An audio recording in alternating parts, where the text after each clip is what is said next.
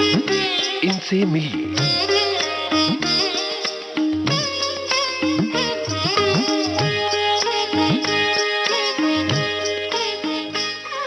इनसे मिलिए, लीजिए इस कार्यक्रम में सुनिए निर्माता, निर्देशक और लेखक ताजदार अमरोही से यूनुस खान की बातचीत का दूसरा और अंतिम भाग। दोस्तों, विविध भारती के स्टूडियो में इस वक्त हमारे साथ हैं मशहूर निर्माता, निर्देशक और लेखक ताजदार अमरोही। अमरोही साहब, आपका बहुत स्वागत है हमारे स्टूडियो में। सुनने वालों को मैं ताजदार अमरोही सलाम पेश करता हूं।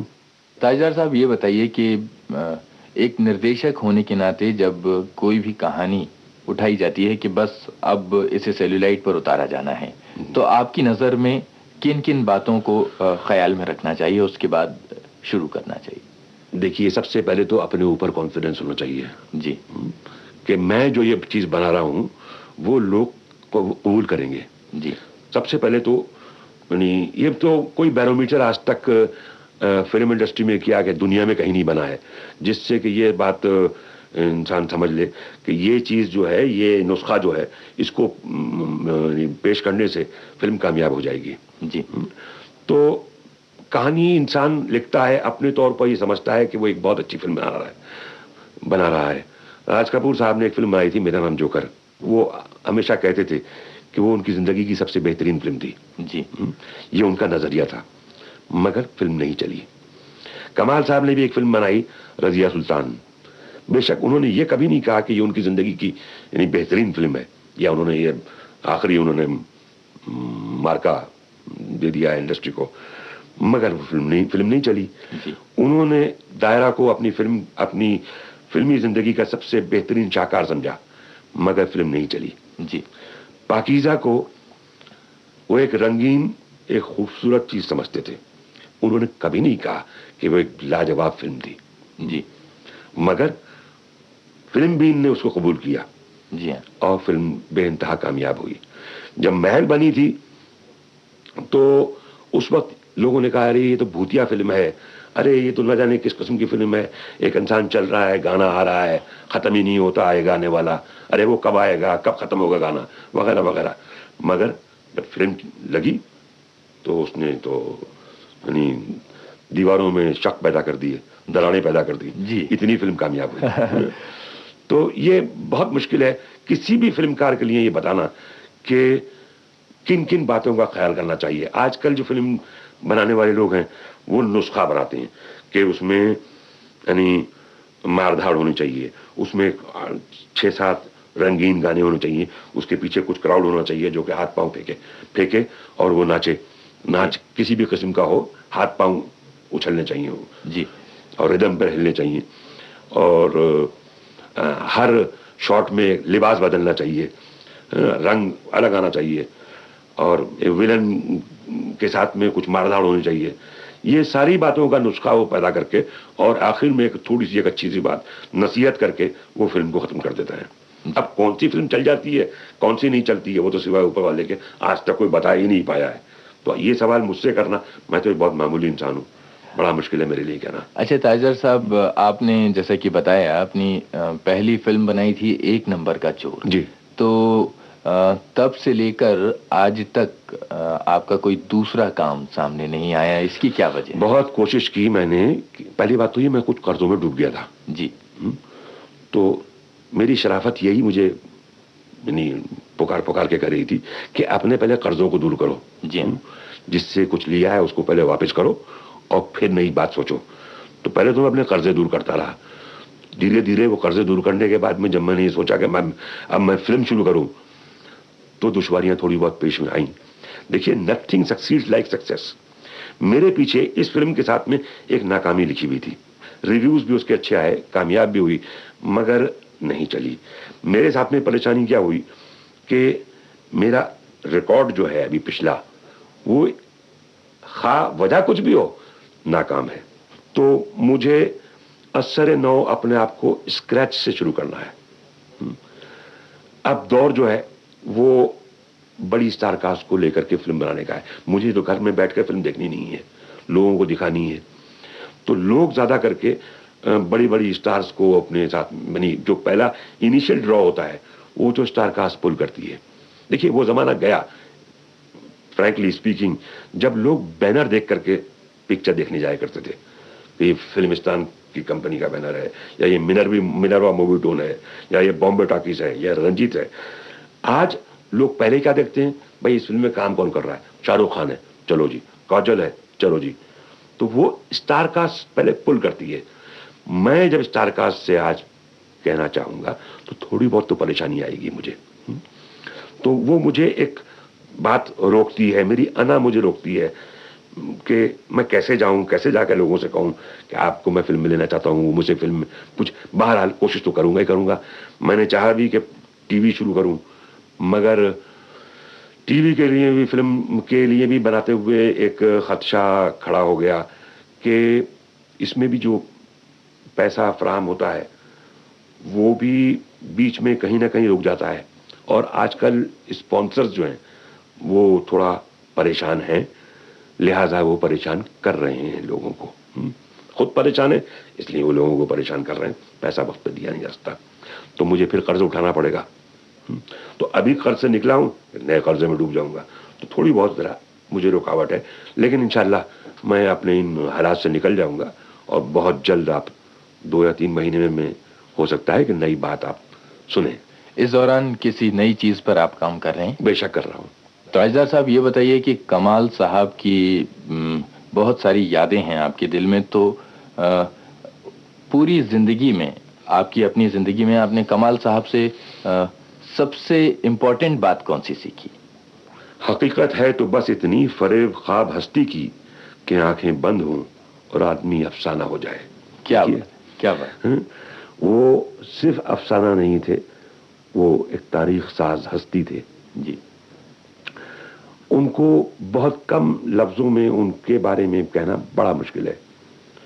میں یوں کہوں کہ وہ غریب پرور تھے، خوش اتوار انسان تھے، شیریں کلام انسان تھے، رحم دل والد تھے، جمال و جلال کی تصویر تھے، اہل تخلیق و تعبیر تھے، محب الوطن تھے، عاشق گنگ و جمن تھے، وسیع القلب تھے، وسیع النظر تھے، خوش کلام تھے، شاعر نثر تھے، ذہن رسا کے مالک تھے، پردہ سیمی پر ادب عالیہ کے عکاس تھے، مغل تہذیب کے امین تھے، کلاسیکیت کے سفیر تھے، شعر و موسیقی اور کل فنون لطیفہ کے ترجمان تھے، صاحب اسلوب فنکار تھے، بے نظیر افسانہ نویس تھے، بے مثل مکالمہ نگار تھے، انمول ہدایت کار تھے، یعنی ایک تاریخ ساز ہستی تھے. ایسے ایک انسان کے لیے میں کچھ یعنی کہوں تو میرے خیال میں بہت مشکل ہوگا. اچھا، تو اب یہ بتائیے کہ مینا جی سے آپ کا جو تعلق رہا ہے اس میں سب سے یادگار لمحہ کون سا ہے آپ کا؟ میرے بچپن. جی. میرا بچپن، جب میں 8 برس کا تھا، مجھے یہ بات معلوم ہوئی تھی. میں امروہہ میں رہتا تھا میری والدہ کے ساتھ میں. جی. کیونکہ میرے والد نے چھوٹی امی سے شادی کر لی تھی، فلمی اداکارہ تھیں وہ.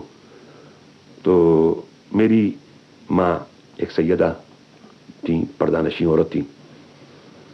تو یہ خبر ہم کو امروہہ میں ملی کہ بابا نے شادی کر لی. شادی کو گناہ نہیں کی سو کی. بہرحال ہم شروع کے ان کی جو شادی شدہ زندگی میں ہم لوگ ان قریب نہیں تھے کیونکہ امروہہ میں رہتے تھے.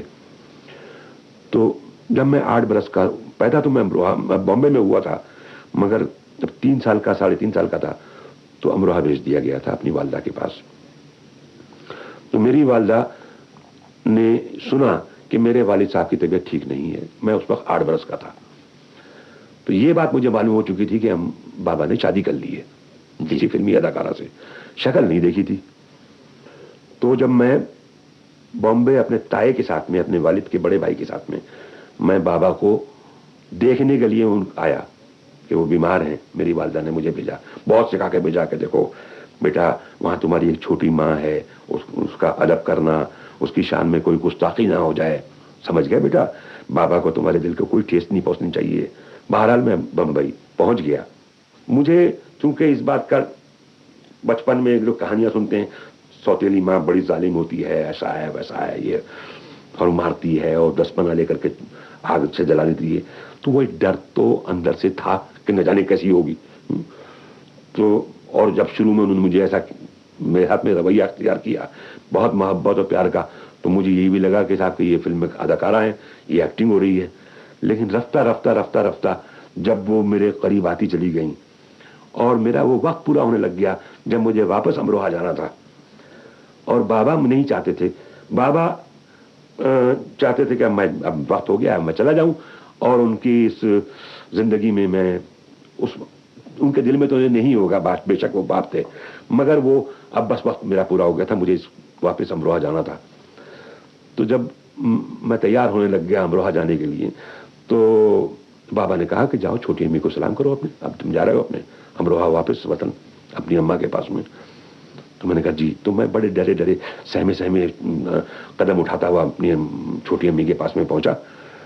तो वो सिंगार मेज के सामने बैठी हुई मेकअप कर रही थी शूटिंग पे जाने के लिए जी। तो मैंने छोटी अम्मी के पीछे खड़े होकर के आईने में देख करके उनसे कहा कि अच्छा छोटी अम्मी मैं जा रहा हूँ। जी। कहाँ? मैंने कहा अमरोहा। कहने क्यों, ये जगह तुम्हें पसंद नहीं आई? मैंने कहा हाँ पसंद तो आई, लेकिन मेरा वक्त पूरा हो गया है, अब मुझे वापस जाना है। कहना नहीं, तुम्हारा वक्त पूरा नहीं हुआ है, तुम्हें यहीं रहना है मेरे पास। तो मैंने कहा, तो मेरे मुंह से बेसाख्ता निकला, मगर बाबा। तो उन्होंने कहा कि बाबा से मैं बात करती हूँ। तो उन्होंने बाबा को बुलाया और कहा कि ताजदार नहीं जाएगा जी, वो यहीं बंबई में रहेगा हमारे साथ।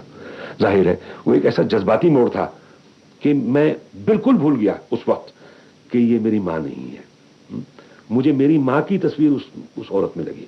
मैं आज इस बात को वाज़ा कर देना चाहता हूँ कि जब वो गुजरी हैं, वो बेगम कमाल अमरोही थी, ना कि सिर्फ मीना कुमारी। जी। आज कैसा लगता है उनको याद करते हुए?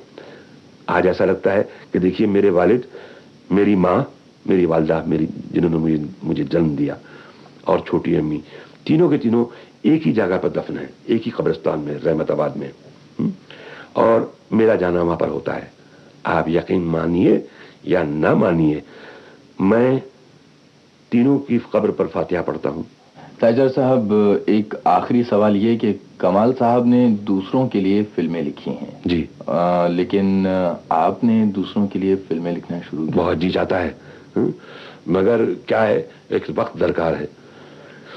मैं ये स्टूडियो जो मेरे बाप ने छोड़ी हुई एक चीज, एक यादगार, तो उसको भी एक मिसाल बनाना है, एक ऐसा शानदार स्टूडियो बनाना है कि जब कभी स्टूडियोज का जिक्र आए, कमाल अमरोही स्टूडियो का जिक्र जो है वो सरे फहरिस्त होना चाहिए जी। मगर अलबत्ता मेरी फिल्में जो होंगी जिनको मैं प्रोड्यूस करूंगा, डायरेक्ट करूंगा, तो बेशक उसकी कहानी का जो वो होगा वो मेरा ही होगा, आइडिया जिसको बोलते हैं जी, और मैं ही लिखूंगा। उस कलम को मैं नहीं छोड़ूंगा जो मेरे वालिद मेरे लिए छोड़ गए हैं जी। बेशक उसकी शक्ल बदली हुई होगी, क्योंकि वो मैं चीज पैदा नहीं कर सकता जो मेरे वालिद लिख छोड़ गए हैं जी। बहरहाल ताजदार साहब, आप विविध भारती के स्टूडियो में आए और आपने इतनी खूबसूरत बातें की, बहुत सारी यादें हमारे साथ बांटी, बहुत सारी नई चीजें मालूम पड़ी। आपका बहुत बहुत शुक्रिया। करता है साज दिल का हर एक तार शुक्रिया, 100 ज़बान से आपका 100 बार शुक्रिया। इनसे मिलिए। अभी आप निर्माता, निर्देशक और लेखक ताजदार अमरोही से यूनुस खान की बातचीत पर आधारित इस कार्यक्रम का दूसरा और अंतिम भाग सुन रहे थे। इनसे मिलिए।